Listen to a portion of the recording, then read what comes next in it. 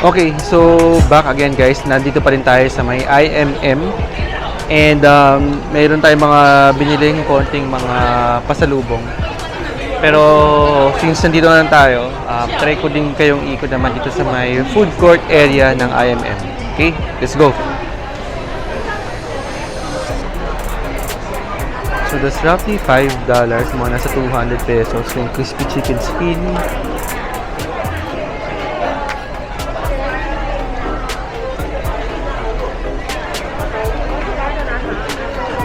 Okay. I'm sorry.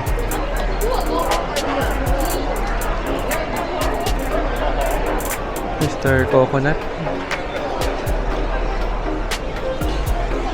The drinks are between 4.7 to 6 or $7.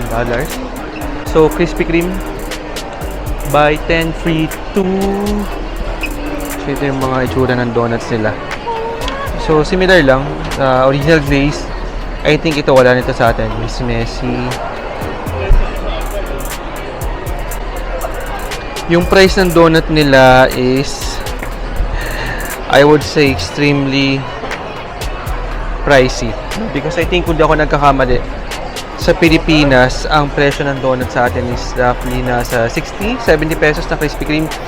Pero dito, umaabot ng mga 120 to 140 or even 150 pesos, no, para sa isang pirasong donut. Nung unang-una kong pumunta ng Singapore, 2008 or 2009. Isa to sa una kong pinuntahan talaga. Matagal na to guys, Jollibee. So, katunog ko ng Jollibee natin. Pero ang binibenta nila is bean related. No? So, meron silang mga milk tea. What do you call this one? Mga protein bar. And their famous na paninda. Okay. Okay, so ito, hindi natin palalampasin. Meron tayong Old Changi.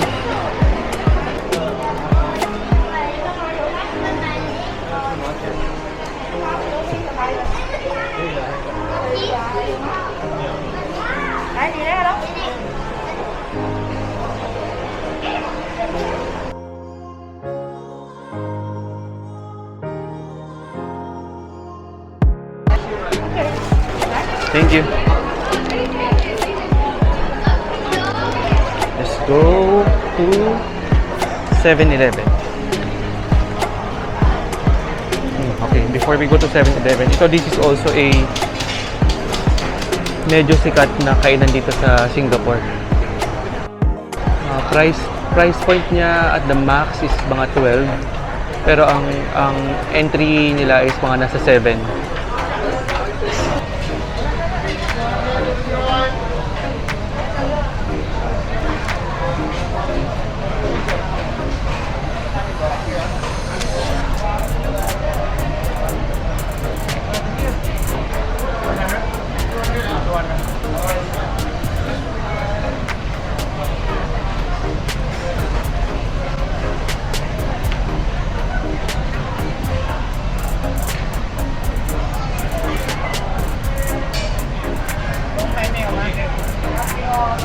头这里的，你扭着走啊，你这才过来拿。这个是我的，这个是你的，你的抬个，拿在那边写，这点是你的吗？怎么样？来，可以你什么？来，快点。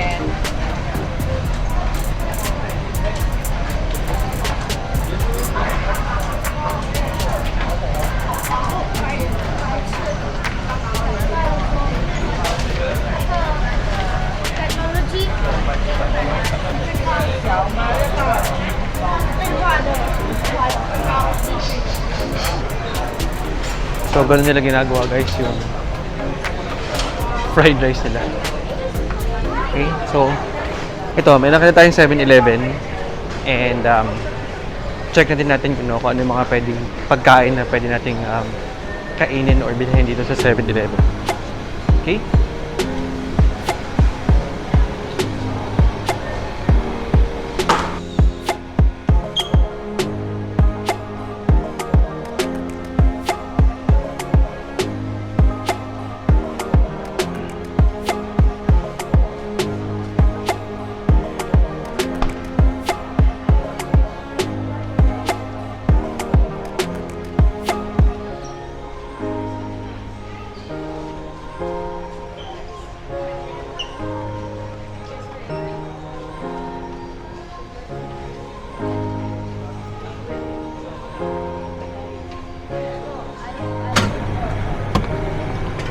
try this.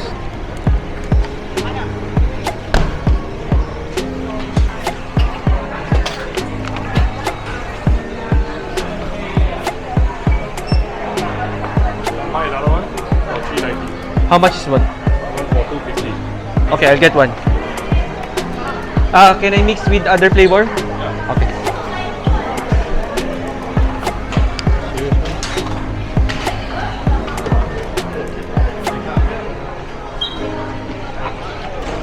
So, meron na tayong nakuhang drinks and pagkain. So, yeah, okay. So, hanap na lang tayo ng pwede nating maupuan. And yeah, kain na muna tayo guys. Very quick.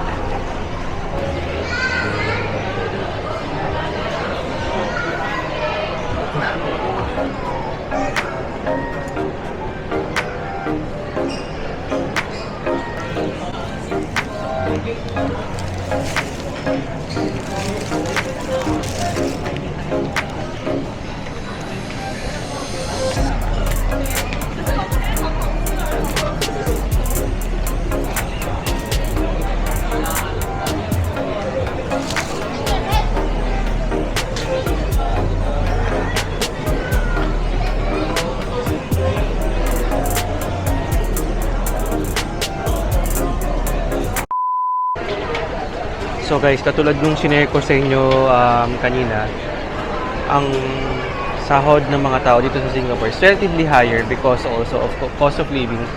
Pero para sa inyong information, ang crew dito sa McDonald's ay nasa 2,100 Singapore dollar. That's between 80,000 to 90,000 pesos per month. Whenever na meron kami mga travel, ang una talaga namin pinupuntahan is McDonald's. You know why? Because sa McDonald's kasi, pwede natin i-compare yung presyo and siya yung magiging dipstick natin or indicator natin, no? Kung yung presyo ba sa bansang yun ay abot kaya ba natin or sa parehas lang ba siya ng value sa Pilipinas and or not.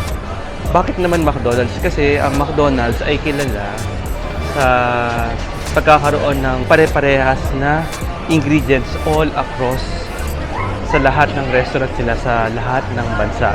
So kung ano yung Big Mac na nakikita ninyo sa Pilipinas, pare sila ng composition, pare sila ng ingredients. But syempre, magkaiba lang sila ng sources. Regular na Big Mac meal dito sa kanila is 8.40.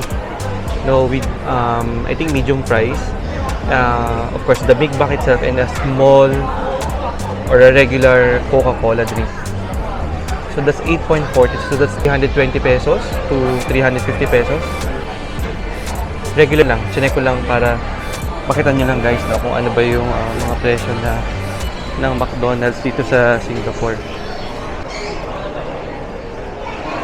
So na-accomplish na natin guys, no, yung pagpunta natin dito sa IMM with the most important pasalubong na gusto ni wife, all chunky.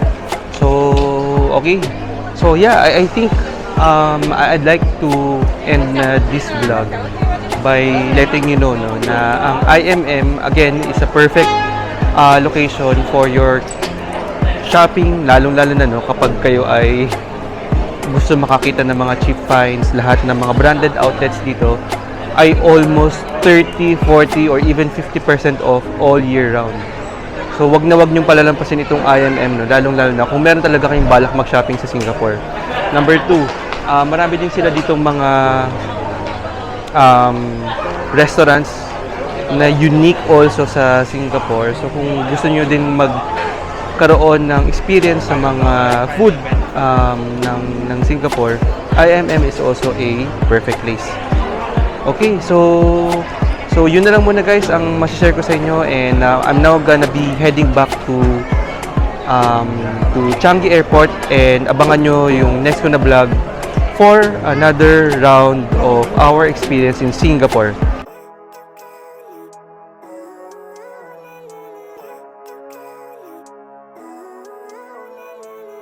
Living life, every day, late at night, not okay. All I want, and I pray, all I need tomorrow's a better day. I don't really think anyone can save me, and honestly I'm not really sure I want saving. I like to be my own worst enemy. There's no risk if you don't try at anything, so I'ma just keep buying everything. See you in the next life, have to be a better me. I don't think that my head's on straight, gotta flip it and